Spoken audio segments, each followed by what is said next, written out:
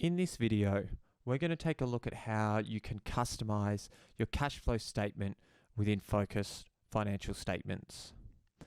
It's customized the same way as the balance sheet and the profit and loss. So to start with, we just click on our star in the top right-hand corner and we select Statements. We then select our cash flow statement.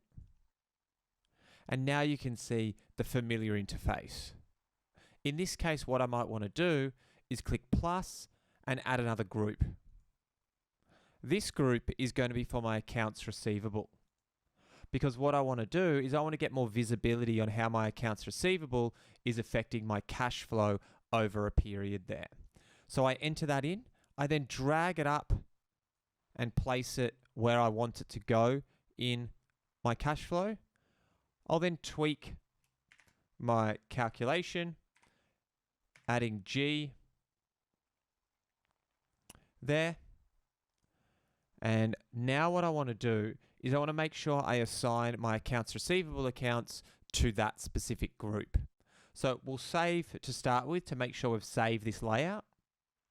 Then what we'll do is we'll go to our accounts tab. We'll find our accounts receivable.